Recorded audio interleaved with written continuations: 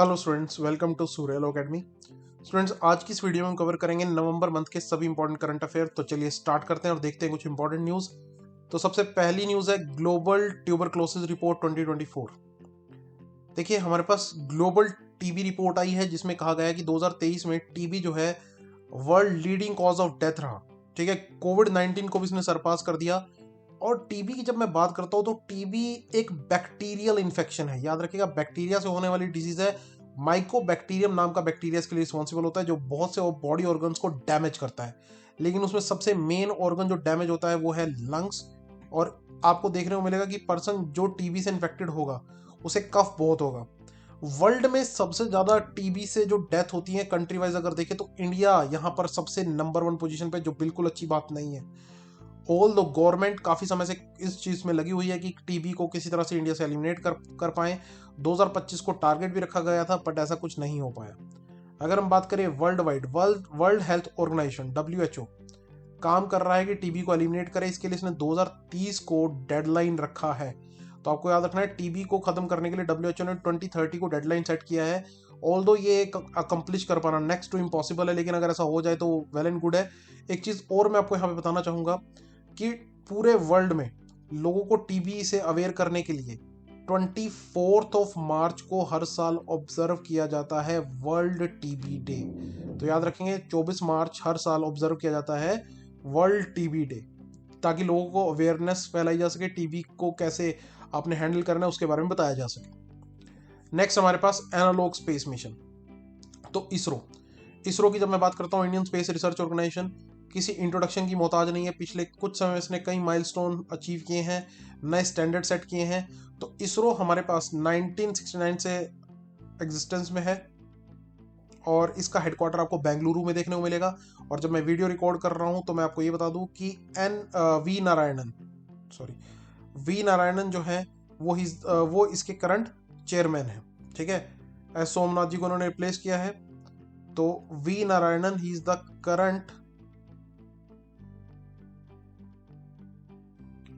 The current chairman of ISRO, Indian space research organisation.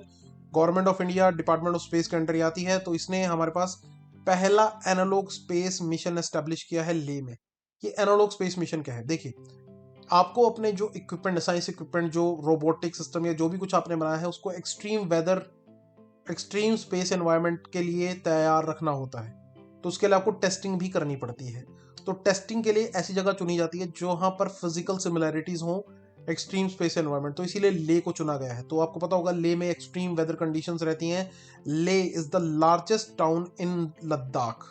ठीक है, लद्दाख जो कि एक यूनियन टेरिटरी है। पिछले लेक्चर में हमने बात की थी, काफी ज्यादा न्यूज में थी। 6 शेड्यूल में इसको शामिल करने की डिमांड चल रही है। तो यहाँ पर इसरो ने अपना पहला जो है एनालॉग स्पेस मिशन जो है वो सेटल डाउन किया है।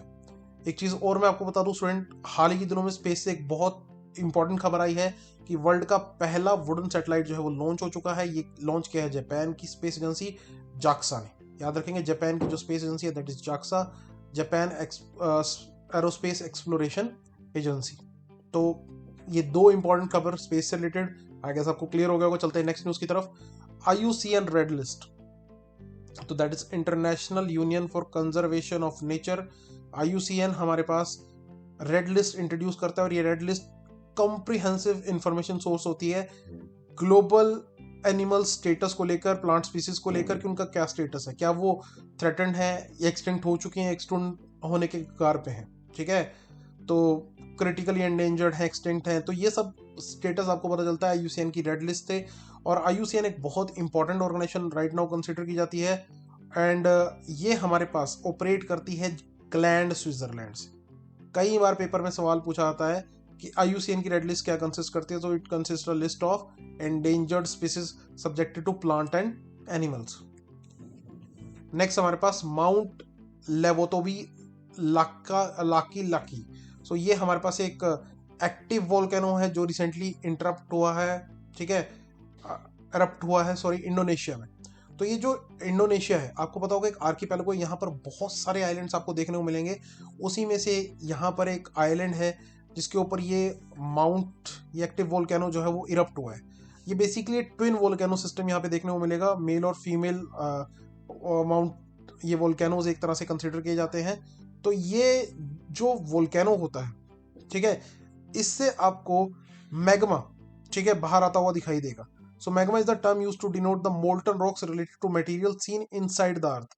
सो जैसे ये मैग्मा अर्थ के सरफेस पे आपको देखने को मिलेगा तो ये लावा कहलाएगा। तो याद रखना, सरफेस पे जैसी ये पहुंचेगा तो ये लावा होगा, इनसाइड ये मैग्मा कहलाएगा। सबसे ज्यादा मोस्ट एक्टिव वोल्केनोज आपको देखने को मिलेंगे पैसिफिक रिंग ऑफ फायर में। तो पैसिफिक रिंग ऑफ फायर एक एरिया है बेसिकली, यहाँ पर आपको सबसे ज्यादा इस एरिया में एक्टिव वोल्केनोज देखने को मिलेंगे। इंडिया की बात करें तो इंडिया में बैरन आइलैंड इकलौता एक्टिव वोल्केनो है। तो यहाँ पर याद रखिएगा, इकलौता एक्टिव वोल्केनो जो आपको देखने को मिलेगा दैट इज बैरन आइलैंड, ठीक है। मैं लिख भी देता हूं आप लोगों के लिए, पेपर में आपसे सवाल पूछा जा सकता है। Only active volcano. So active volcano क्या होते हैं? जो रिसेंटली इरप्ट हुए हैं और फ्यूचर में भी उनकी इरप्शन के चांसेस रहेंगे, तो उनको हम एक्टिव वोल्केनो की कैटेगरी में कंसीडर करते हैं। नेक्स्ट हमारे पास world cities report 2024 UN habitat की तरफ से एक रिपोर्ट आई है, world cities report 2024 cities and climate action, climate action को लेकर। तो यहाँ पर कहा गया है कि सिटीज जो हैं वो विक्टिम भी हैं और ऑफेंडर भी हैं। मतलब सिटीज की वजह से ही बहुत सारी green house gases emit out होती हैं और सिटीज को ही सबसे ज्यादा इसके वजह से नुकसान जो है वो झेलना पड़ता है। तो ग्रीन हाउस गैसेस की अगर हम बात करें, पहले तो आपको ये पता होना चाहिए कि ग्रीन हाउस गैसेस होती क्या है, ठीक है। पेपर पॉइंट ऑफ व्यू से अगर मैं बात करूं तो ग्रीन हाउस गैसेस के बारे में क्वेश्चन कई बार पूछ लिया जाता है। तो ग्रीन हाउस गैसेस वो होती हैं जिसमें बेसिकली हम इंक्लूड करते हैं carbon dioxide, methane, nitrous oxide and water vapour. जी हाँ, वाटर वेपर भी एक मेजर ग्रीन हाउस गैस है। तो ये ग्रीन हाउस गैसेस क्या करती हैं? Basically responsible for the greenhouse effect, ये हीट को ट्रैप कर लेती हैं। Gases that trap heat in the atmosphere are called greenhouse gases. फिर से सुन लीजिए, gases that trap heat in the atmosphere are called greenhouse gases, जिनको हम GHG से डिनोट करते हैं, ठीक है। और इसमें मैं आपको बता दूं कि इसमें कार्बन डाइऑक्साइड, ठीक है, मीथेन, ओके, नाइट्रस ऑक्साइड,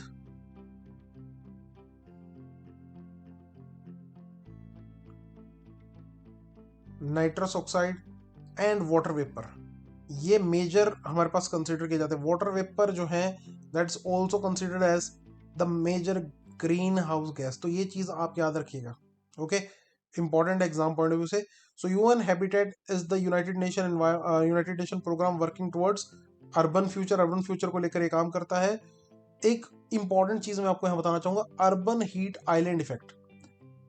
देखिए, अर्बन हीट आइलैंड इफेक्ट क्या होता है कि जो शहर होते हैं वो सराउंडिंग रूरल एरिया से ज्यादा गर्म होते हैं। रीजन क्या होता है कि वहां पर ऐसी बिल्डिंग्स और सरफेस होते हैं जो हीट को ट्रैप कर लेते हैं। जो सड़क है, जो रोड है, वो हीट को ट्रैप करेगी। जो बिल्डिंग कंक्रीट है वो इस चीज को ट्रैक करेंगे, ठीक है।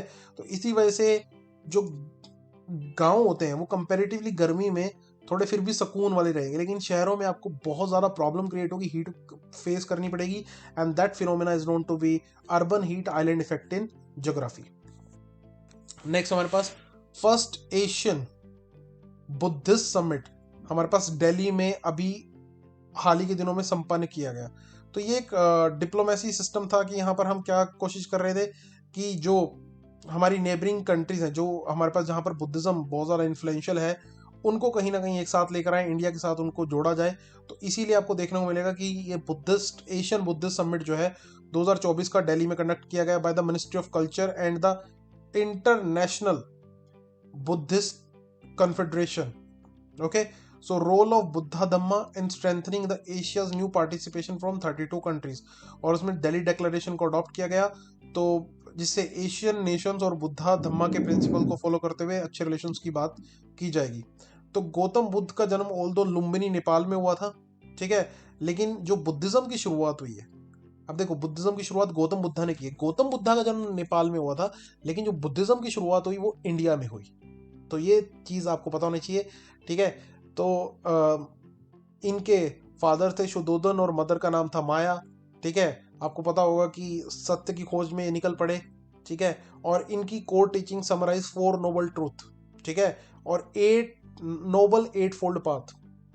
जो गौतम बुद्धा है उनके जीवन की टीचिंग्स की सबसे इंपॉर्टेंट चीज क्या है, 4 नोबल ट्रुथ और 8 फोल्ड पाथ सबसे इंपॉर्टेंट चीज है, ठीक है। और धम्मा बेसिकली जो उनकी टीचिंग्स को आगे बढ़ाने के बारे में ही बात करता है। तो इज द बुद्धा को हम कहते हैं, Buddha is one of the enlightened one, awaken one. Okay, so यहाँ पर आपको चीज पता रहनी होगी कि इस बार का जो एशियन बुद्धिस्ट समिट है वो कहाँ ऑर्गेनाइज किया गया, न्यू दिल्ली में। और आपको यहाँ पर मैं ये बता दूं कि दलाई लामा, ठीक है, he is the head of Tibet.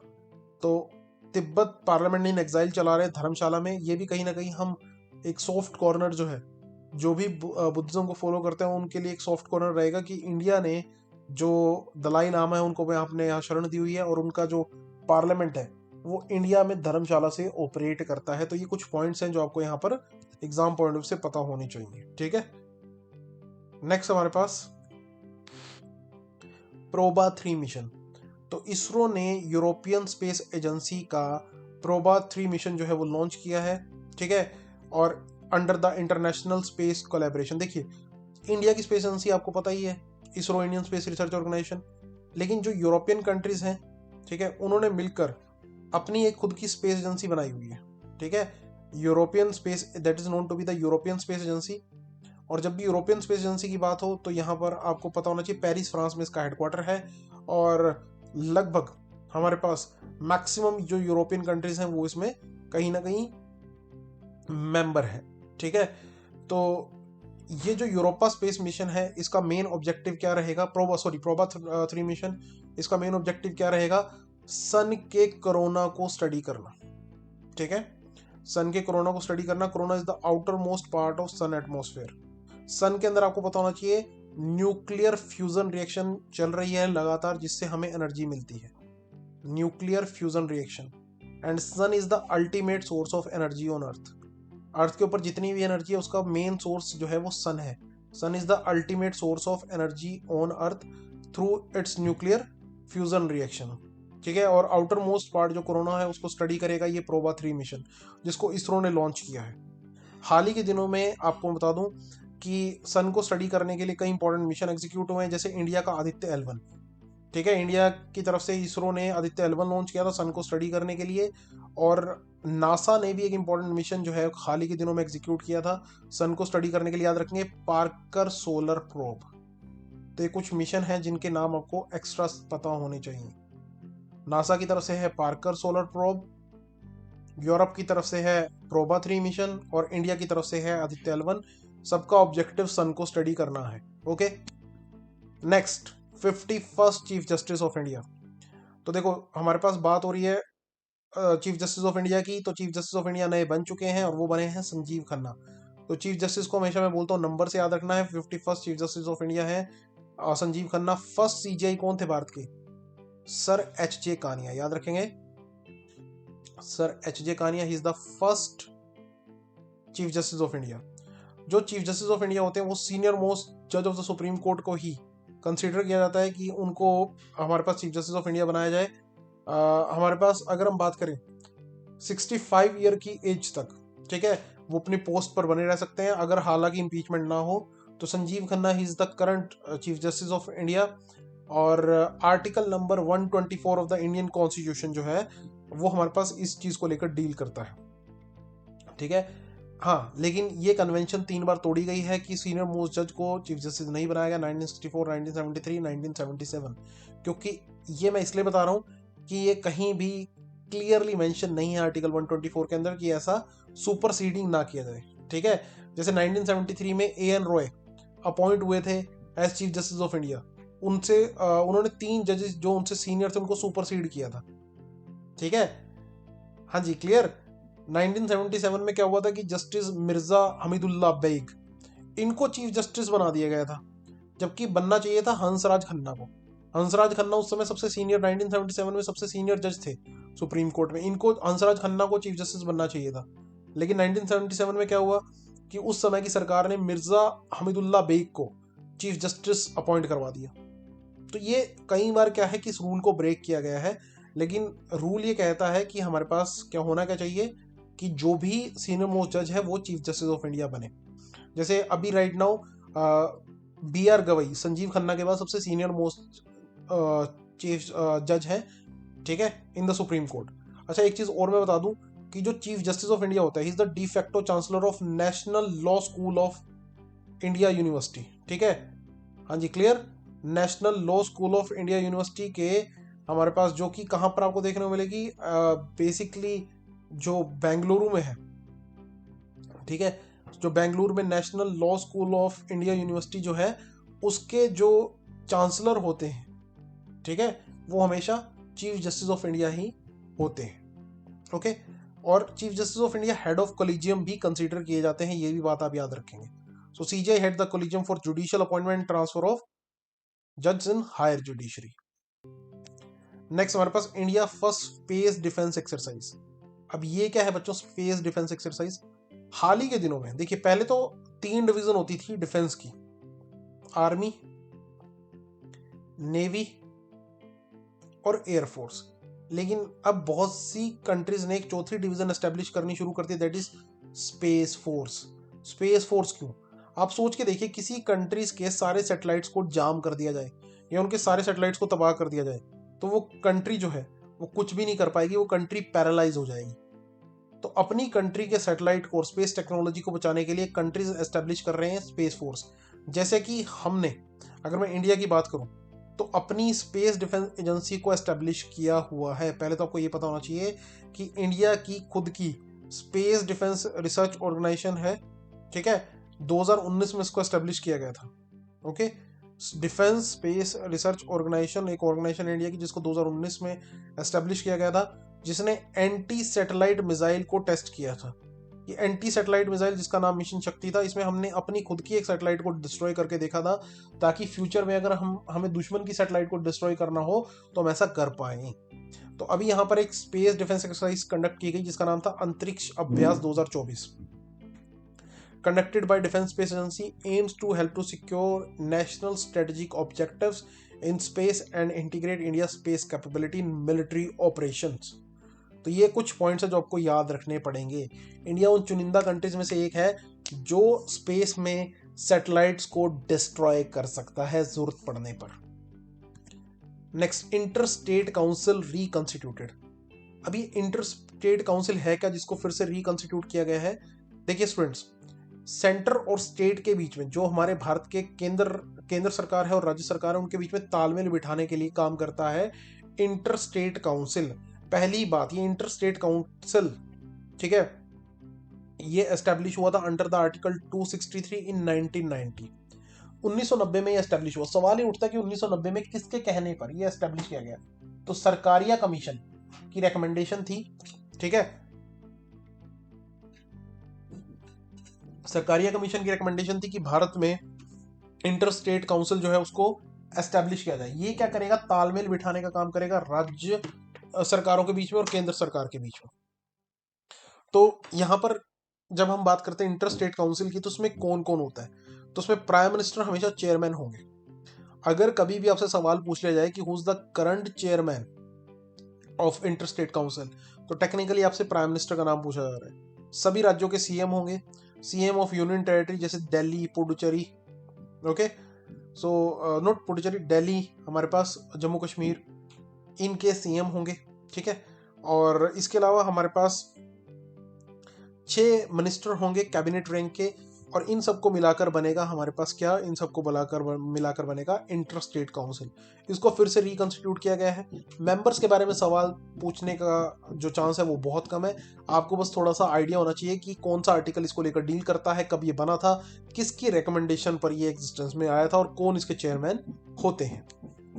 Next हमारे पास सुबानसिरी डैम। सो भारत ने फैसला कर लिया है कि एक 2000 मेगावाट का सुबानसिरी डैम जो है वो हमारे पास बनाया जाएगा on the Arunachal Pradesh Assam border, ठीक है। सुबानसिरी रिवर की बात करें, इसे गोल्ड रिवर का नाम भी दिया जाता है। बहुत बड़ा डैम होगा जिससे नॉर्थ ईस्ट की जो इलेक्ट्रिसिटी की रिक्वायरमेंट है उसको फुलफिल किया जाएगा। सुबानसिरी की ओरिजिन के बारे में बात करें, ट्रांस हिमालयन रिवर है, ओरिजिनेट करती है from the western part of mount पोरम in the Tibetan Himalaya. Tibet से ये ओरिजिनेट करती है, ठीक है। अनफॉर्चुनेटली तिब्बत को चाइना ने कैप्चर किया हुआ है, तो यानी कि ये कहीं ना कहीं चाइना से ओरिजिनेट करती है और फिर माओ और मिरी हिल से होते हुए अरुणाचल प्रदेश में एंट्री लेती है। आगे चलकर सुबनसिरी रिवर जो है नॉर्थ साइड से ब्रह्मपुत्रा को ज्वाइन करती है। So it's a tributary of Brahmaputra. Brahmaputra की एक सहायक नदी है। आपको मैं बताना चाहूंगा कि ब्रह्मपुत्रा जो है वो मजोली आइलैंड जो है वो हमारे पास उसकी वजह से बनता है। सो मजोली आइलैंड के बारे में आपको थोड़ा सा पता होना चाहिए। मजोली पूरे वर्ल्ड का सबसे बड़ा रिवर आइलैंड है, ठीक है। अगर हम बात करें आइलैंड क्या होता है, जो चारों तरफ से समुद्र से घिरा हो। सो अगर हम बात करें वर्ल्ड का सबसे बड़ा रिवर आइलैंड जो है वो मजोली है। ओके, नेक्स्ट हमारे पास डीसिब। तो डीसिप की अगर मैं बात करूं, अभी एक रिपोर्ट आई है किसकी तरफ से, रिजर्व बैंक ऑफ इंडिया की तरफ से, डीसिप्स को लेकर, डोमेस्टिकली सिस्टमेटिकली इंपॉर्टेंट बैंक्स। तो यहां पर आपको पता होना चाहिए कि आरबीआई जो बैंकिंग सिस्टम को हमारे यहाँ भारत में कंट्रोल करता है, तो वो हर साल एक रिपोर्ट रिलीज करता है डीसिप को लेकर। What is DSIB? Domestically systematically important bank, जो भारत की अर्थव्यवस्था को लेकर सबसे इंपॉर्टेंट बैंक कंसिडर किए जा सकते हैं। तो भारत में 3 ऐसे बैंक हैं जो डीसिप की कैटेगरी में फॉल करते हैं, और वो कौन कौन से बैंक हैं? State bank of India, HDFC bank and ICICI bank, जिसमें 2 प्राइवेट है और एक गवर्नमेंट बैंक है। इनको टू बिग टू फेल भी कहा जाता है। इन बैंक्स को टू बिग टू फेल, क्योंकि इनको फेल होने के लिए काफी जद्दोजहद करनी पड़ेगी। तो that's why they are known to be the domestically systematically important bank. ये बेसिकली जो रिपोर्ट आती है that is on based of Basel committee. Basel committee क्या है? देखिए, अंतरराष्ट्रीय लेवल पर, इंटरनेशनल लेवल पर सेंट्रल बैंक्स, जैसे इंडिया का सेंट्रल बैंक है आरबीआई, यूएस का सेंट्रल बैंक है यूएस फेडरल रिजर्व, हर एक कंट्री का एक सेंट्रल बैंक है। तो उन सेंट्रल बैंक्स को कंट्रोल करने के लिए एक इंटरनेशनल ऑर्गेनाइजेशन काम करती है, बिस, बैंक फॉर इंटरनेशनल सेटलमेंट, ठीक है। ये ऑपरेट करती है बेसल स्विट्जरलैंड से। ये कहां से ऑपरेट करती है? बेसल स्विट्जरलैंड से, ठीक है। बेसल स्विट्जरलैंड से ऑपरेट करती है। और आपको मैं बता दूं कि इसके द्वारा स्टैंडर्ड सेट किए जाते हैं बैंकिंग को लेकर। तो उन्हीं रिकमेंडेशंस को देखते हुए आरबीआई हर साल रिलीज करता है ये रिपोर्ट। और आरबीआई हमारे पास मुंबई महाराष्ट्र से ऑपरेट करता है। आरबीआई एस्टैब्लिश हुआ था, याद रखेंगे, 1 अप्रैल 1935 को। कब एस्टैब्लिश हुआ था आरबीआई? 1 अप्रैल 1935 को आरबीआई एस्टैब्लिश हुआ था। मिनिस्ट्री ऑफ फाइनेंस के अंडर ये काम करता है। राइट नाउ उसके गवर्नर कौन है? आरबीआई में सबसे बड़ी पोजीशन होती है गवर्नर की। तो राइट नाउ गवर्नर है संजय मल्होत्रा। जब मैं वीडियो रिकॉर्ड कर रहा हूं तो याद रखेंगे, who is the current governor of RBI? Sanjay Malhotra.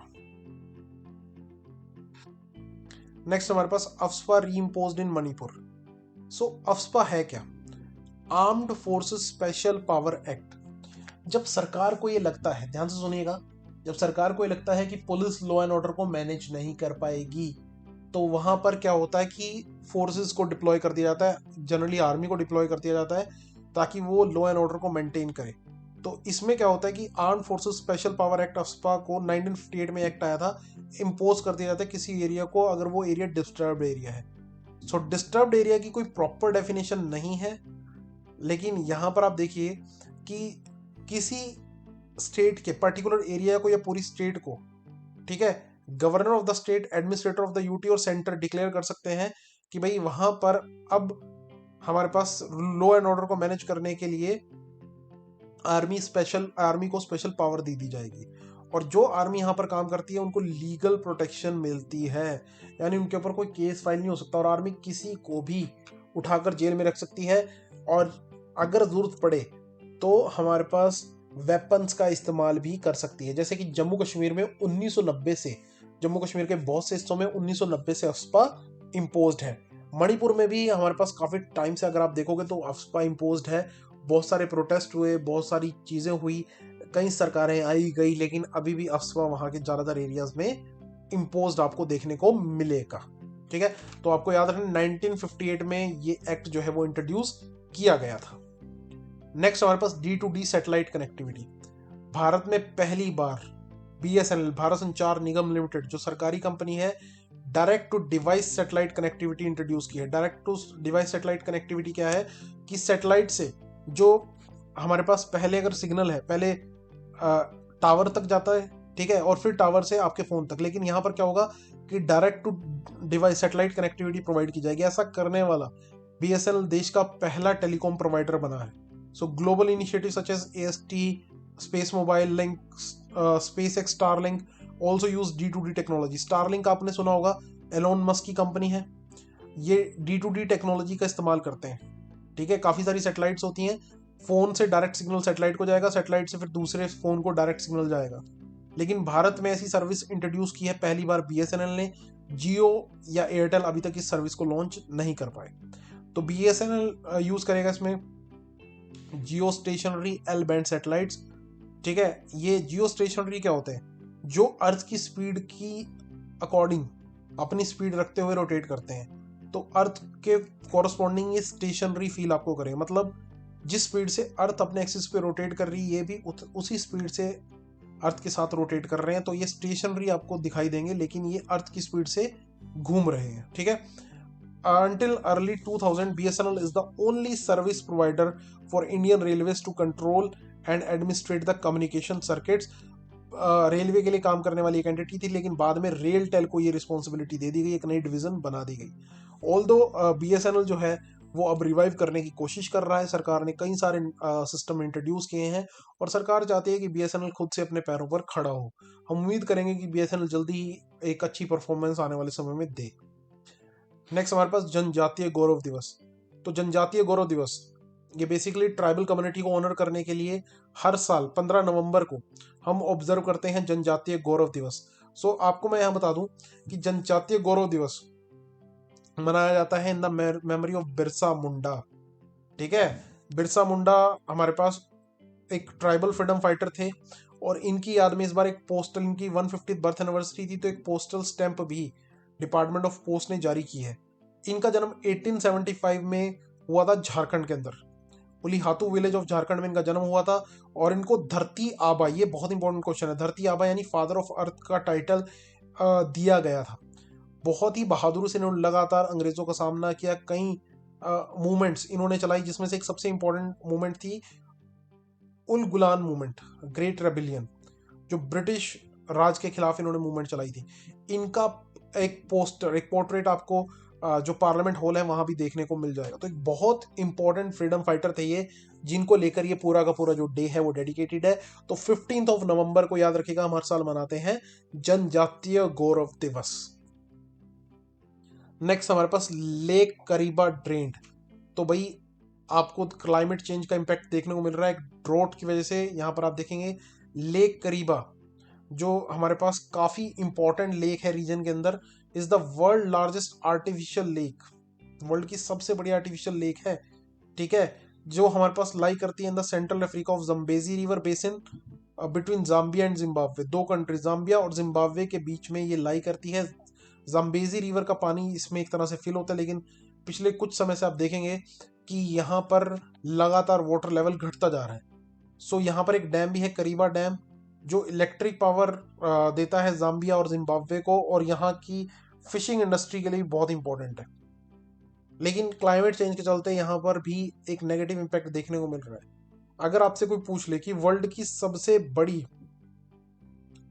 Lake कौन सी है, so Caspian sea is the world largest inland body of water described as world largest lake. नाम में भले ही सी आता हो, लेकिन कैस्पियन सी जो है एक्चुअली में एक लेक है और ये कंसिडर की जाती है वर्ल्ड लार्जेस्ट लेक। एक क्वेश्चन मैं आपके लिए छोड़े जा रहा हूं, आपने पता करना है इंडिया की सबसे बड़ी लेक कौन सी है। So there is a question for you, आप पता करेंगे कि इंडिया की सबसे बड़ी लेक कौन सी है। नेक्स्ट हमारे पास 56 tiger reserve of India. So हमारे पास on the advice of national tiger conservation authority, Chhattisgarh government notified the comprising area of Guru Ghasidas national park as the national tiger reserve. तो यहाँ पर गुरु घसीदास नेशनल पार्क और Tamor Pingla wild life sanctuary के areas को 56 tiger reserve of India declare किया गया है। ये इंडिया का तीसरा सबसे बड़ा टाइगर रिजर्व है। भारत का सबसे बड़ा टाइगर रिजर्व कौन सा है? Nagarjuna Sagar सिरिसलम tiger reserve. तो पेपर पॉइंट ऑफ से आपने याद रखना है, आंध्र प्रदेश के अंदर ये टाइगर रिजर्व है, जो इंडिया का सबसे बड़ा टाइगर रिजर्व है। टाइगर की बात करें तो वर्ल्ड की मैक्सिमम टाइगर पॉपुलेशन जो है आपको इंडिया में ही देखने को मिलेगी। इंडिया का कौन सा राज्य मैक्सिमम टाइगर्स को अपने यहाँ पर शरण देता है। किस भारत के किस राज्य में आपको मैक्सिमम टाइगर देखने को मिलेंगे? So that is Madhya Pradesh, and that's why Madhya Pradesh known to be the tiger state of India. इसीलिए मध्य प्रदेश को टाइगर स्टेट ऑफ इंडिया भी कहा जाता है। मैक्सिमम टाइगर आपको यहीं पे देखने को मिलेंगे। और 29 ऑफ जुलाई को, याद रखिएगा, 29 ऑफ जुलाई को ऑब्जर्व किया जाता है इंटरनेशनल टाइगर डे। ठीक है, international tiger day. So the wild life protection act 1972 legal framework provide करता है for the protection of wild life species and animal in India. आप लॉ के स्टूडेंट हो तो आपको पता होना चाहिए कि कौन सा एक्ट लीगल फ्रेमवर्क प्रोवाइड करता है for the protection of various wild life species. So the wild life protection act of 1972। Next हमारे पास न्यू कैग अपॉइंटेड, सीएजी की पोजीशन पर हमारे पास अगर हम बात करें, सीएजी होते क्या? कंट्रोलर एंड ऑडिटर जनरल, जिनका मेन ऑब्जेक्टिव होता है कि सरकारी खर्चों के ऊपर कहीं ना कहीं नजर रखना कि सरकार जो पैसा वगैरह खर्च कर रही है उसमें कोई गड़बड़ी तो नहीं हो रही। तो राइट नाउ अगर हम बात करें V N Rao, sorry V N Rao, तो इज द करंट, दो चीजें बता देता हूँ। भारत के जो फर्स्ट सीएजी थे, ठीक है, वो थे वी एन राव। और भारत के करंट जो सीएजी हैं, ठीक है, वो हैं K Sanjay Murthy.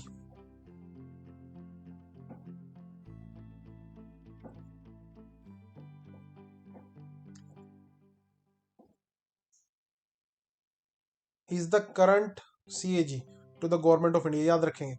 So article 148 deals with the appointment of CAG. ठीक है, प्रेसिडेंट के द्वारा इनकी अपॉइंटमेंट होती है। इनकी जो सैलरी होती है वो पार्लियामेंट डिसाइड करती है, तो रीअपॉइंटमेंट के लिए नहीं एलिजिबल नहीं होते।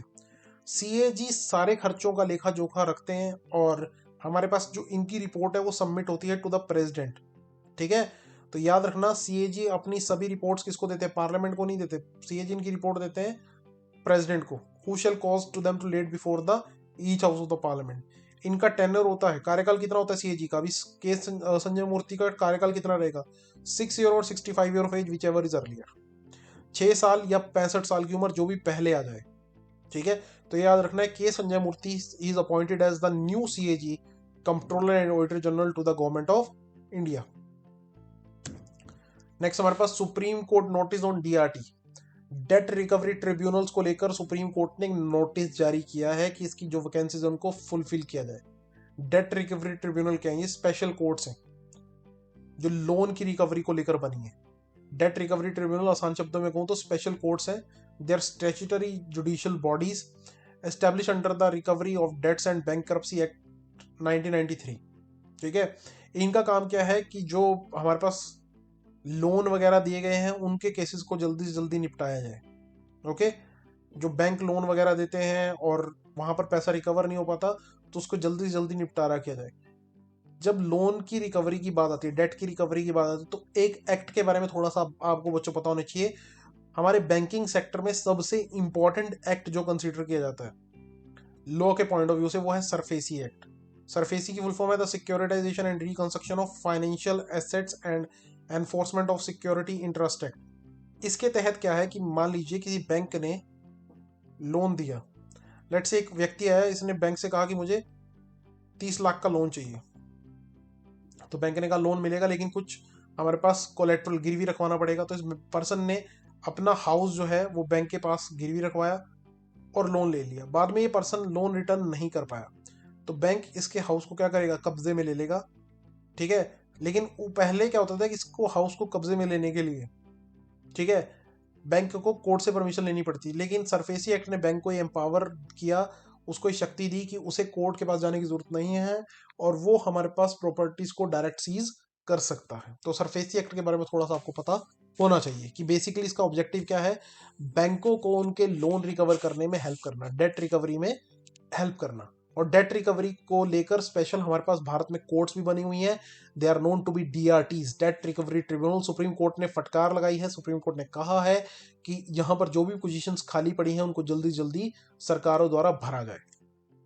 नेक्स्ट हमारे पास G20 समिट रियो। तो पहली बात आपको पता होना चाहिए what is G20। So G20 it's a group of 19 countries plus European union plus African union.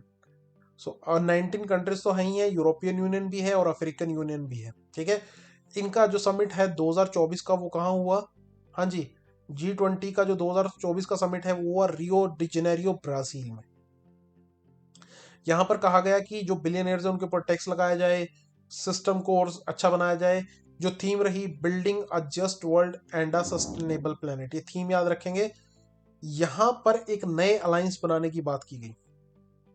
बहुत अच्छा क्वेश्चन।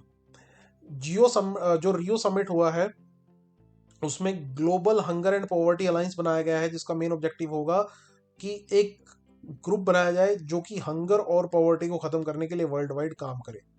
देखिए, एक बहुत इंपॉर्टेंट चीज और यहाँ पे देखने को मिली, inclusion of goal number 18, sustainable development goal number 18।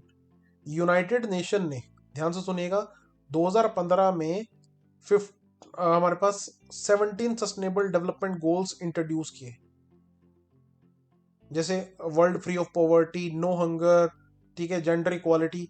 और उनको अटेन करने के लिए टारगेट ये रखा था 2030। 17 सस्टेनेबल डेवलपमेंट गोल्स थे, लेकिन अब इसमें एक नया गोल ऐड हुआ है, गोल नंबर 18, जिसको नाम दिया गया sustainable development goal 18, a new SDG focus on ethnic racial equality. ठीक है, तो आपको यह याद रखना पड़ेगा कि अब सस्टेनेबल डेवलपमेंट गोल जो कि पहले 17 थे, अब कितने हो गए हैं? टोटल सस्टेनेबल डेवलपमेंट गोल हो गए हैं 18, जिनको अटेन करने के लिए टारगेट ये रखा गया है 2030। और जो नया 18 सस्टेनेबल डेवलपमेंट गोल है वो रियो समिट में इंट्रोड्यूस किया गया। और हमारे पास, आपको मैं ये बता दूं कि जो हमारे पास गोल का टारगेट है वो क्या है? हाँ जी, गोल का टारगेट है एथनिक रेशियल इक्वालिटी। ओके, अच्छा, आपसे ये भी पूछा जा सकता है कि जो जो 2025 का G20 समिट है वो कहाँ होगा? सो वो साउथ अफ्रीका उसको होल्ड करेगा। और जहां तक हाँ, खबर है कि जो जोहानसबर्ग है, G20 का 2025 का समिट, याद रखिएगा ये भी सवाल आपसे पूछा जा सकता है, G20 का 2025 का समिट कहाँ होगा? तो G20 का 2025 का जो समिट होगा that is scheduled to be held eight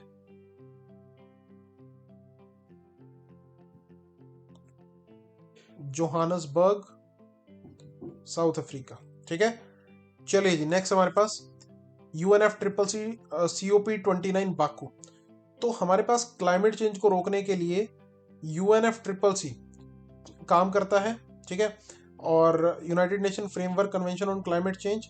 तो इसकी जो 2019 की 2024 की जो मीटिंग हुई दैट इज COP29 कहाँ हुई? बाकू अजेरबैजान में। पहला क्वेश्चन, इस मीटिंग में क्या कहा गया कि भाई आपको जो वीकर सेक्शन है, जो गरीब देश है, उनको पैसा देना पड़ेगा ताकि वो अपने यहाँ पर रिन्यूएबल एनर्जी का इस्तेमाल कर सके। और जो फंडिंग होगी जो डेवलप कंट्री प्रोवाइड करेंगे डेवलपिंग कंट्रीज को, that will be 300 billion per year. ठीक है, 100 बिलियन से कुछ नहीं चलेगा, आपको 300 बिलियन। तो ये आपको ये चीज याद रखनी पड़ेगी। साथ ही यहाँ पर आपको ये भी याद रखना पड़ेगा कि जो हमारे पास COP30 है वो कहाँ पर एग्जीक्यूट होने वाली है। सो आपसे ये भी पूछा जा सकता है कि 2025 में COP30 कहाँ पर होगी। तो ये भी आप वेन्यू याद रखेंगे। 29 तो हो चुकी है, तो COP30 होगी बेलम में। ठीक है, COP30 will take place in Belem, that is in Brazil. ठीक है, नवंबर 2025 में होगी। So Brazil going to host COP30, जो कि क्लाइमेट चेंज को लेकर होने वाली एक वर्ल्ड वाइड गैदरिंग है। बहुत इंपॉर्टेंट गैदरिंग होती है ये।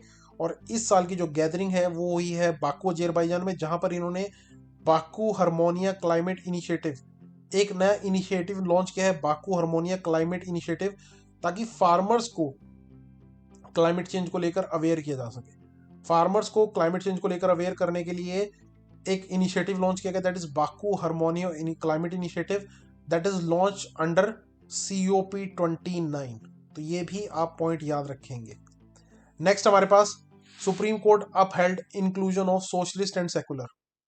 तो सुप्रीम कोर्ट ने बच्चों हमारे पास कहा है कि जो हमारे संविधान में सोशलिस्ट और सेकुलर वर्ड इंट्रोड्यूस किया गया था by the 42nd constitutional amendment act in 1976, वो बिल्कुल सही है। ठीक है, एक्चुअली एक पिटीशन फाइल हुई थी सुप्रीम कोर्ट के अंदर कि इन शब्दों को यहाँ से हटा दिया जाए, ये हमारे कॉन्स्टिट्यूशन में नहीं होने चाहिए। लेकिन सुप्रीम कोर्ट ने इस चीज को माना है कि इन शब्दों का होना जरूरी है और ये हमारे संविधान का एक हिस्सा है। Article 368 of the Indian constitution हमारे पास परमिट करता है amendment in the constitution. Article 368 हमारे पार्लियामेंट को ये पावर देता है कि पार्लियामेंट अगर चाहे तो हमारे संविधान में बदलाव कर सकती है। हमारा संविधान दुनिया का सबसे बड़ा हैंड रिटन, दुनिया का सबसे बड़ा कॉन्स्टिट्यूशन है और जिसको एक जीवित आलेख भी कहा जाता है, एक लिविंग एंटिटी भी कहा जाता है, क्योंकि इसके अंदर अमेंडमेंट पॉसिबल है। आपको ये भी पता होना चाहिए कि जो 42nd अमेंडमेंट थी उसके तहत 3 बड़े शब्दों को इंट्रोड्यूस किया गया था, इंटीग्रिटी, सोशलिस्ट एंड सेकुलर, जो कि हमारे प्रियम्बल में इंट्रोड्यूस किया गया था by the 42nd constitutional amendment act in 1976। तो 3 बड़े बदलाव आपको यहाँ पर याद रखने हैं और सुप्रीम कोर्ट का कहना है कि ये बदलाव सही थे as per the supreme court. Next हमारे पास banning under 16 from social media. तो ऑस्ट्रेलिया ने बहुत अच्छा कदम उठाया है जो कि शायद इंडिया में भी होना चाहिए। ऑस्ट्रेलिया एक ऐसा कंट्री बना है first law making banning under 16 from social media. इन्होंने कहा कि 16 साल से कम उम्र के बच्चे टिकटॉक, फेसबुक इन सब का इस्तेमाल नहीं कर सकते। ठीक है, बहुत अच्छा है। बच्चे की क्रिएटिविटी को बनाए रखने के लिए ऐसा डिसीजन इंडिया में भी होना चाहिए। देखिए, ये हमारे पास अगर हम बात करें, कुछ सोशल मीडिया प्लेटफॉर्म अपनी तरफ से भी इनिशिएटिव ले चुके हैं। जैसे अगर हम बात करें, फेसबुक और इंस्टाग्राम ने कहा हुआ है कि 13 साल से कम उम्र के बच्चे उसके ऊपर अकाउंट नहीं बना सकते। लेकिन चाइना जो है वो एक नेक्स्ट लेवल पे ही चलता है। चाइना ने क्या कहा है कि सोशल मीडिया अगर यूज भी कर रहे हैं या मोबाइल यूज भी कर रहे हैं तो दिन का जो स्क्रीन टाइम है अगर 8 साल से कम है तो ओनली 40 मिनट्स, मतलब अगर 8 साल से कम उम्र का बच्चा है तो 40 मिनट ही उसको स्क्रीन टाइम मिलेगा, चाहे वो गेम खेले, चाहे सोशल मीडिया चलाए, कुछ भी। While children between 8 to 16 are allowed 1 hour per day. इससे ज्यादा आप स्क्रीन टाइम नहीं दे सकते। तो अब देखिए कि दुनिया के जो एडवांस देश हैं वो काफी ज्यादा कंसर्न है इस चीज को लेकर। इंडिया में अभी तक इसको लेकर कोई इंपॉर्टेंट डिसीजन नहीं लिया गया, जो कि हो जाना चाहिए। नेक्स्ट हमारे पास global outlook for 2025। World food programme ने रिलीज की एक ग्लोबल आउटलुक फॉर 2025 रिपोर्ट। इसमें कहा गया है कि 343 मिलियन पीपल ये फूड इनसिक्योर है और इनमें से 1.9 people are on the brink of hunger. तो भुखमरी की समस्या बहुत ज्यादा है वर्ल्ड वाइड और इंडिया के अंदर a quarter of the under nourish people आपको देखने को मिलेंगे। तो आपको ये पता होना चाहिए around 21.25% of the population living less than $1.9 a day. तो हालत बहुत खराब है, अभी हमें बहुत कुछ करने की जरूरत है। सो वर्ल्ड फूड प्रोग्राम की अगर मैं बात करूं, ये यूनाइटेड नेशन की एक एजेंसी है। ठीक है, 1961 में एस्टेब्लिश हुई थी और वर्ल्ड को फूड सिक्योर बनाने के लिए, वर्ल्ड के अंदर फूड सिक्योरिटी बनाए रखने के लिए लगातार काम करती है। Okay, last news for the day, places of worship act. अभी हमारे पास प्लेसेस ऑफ वर्शिप एक्ट आया है। क्या बोलता है प्लेसेस ऑफ वर्शिप एक्ट? ये अब मैं इसके बारे में बात क्यों कर रहा हूँ, क्या ये अभी आया है? तो आंसर है नो। 1991 में एक्ट आया था, लेकिन अभी हम इसके बारे में क्यों बात कर रहे हैं? क्योंकि रीजन ये है कि ये काफी ज्यादा न्यूज में है। अगर आप देखो कि हमारे पास, चाहे आप राम मंदिर की बात करो, चाहे अभी आप संभल में हो रहे कुछ इश्यूज की बात करो, तो ये प्लेसेस ऑफ वर्शिप एक्ट काफी ज्यादा कंट्रोवर्शियल एक्ट बन चुका है।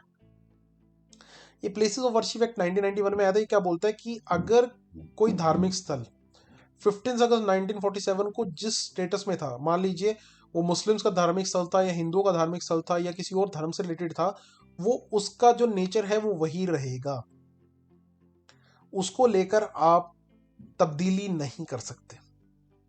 अब ये क्यों? देखिए, ऐसा था कि हिस्ट्री में ऐसे बहुत सारे मॉन्यूमेंट्स थे जिनको तोड़ा गया, उनका रिलीजियस कैरेक्टर चेंज किया गया।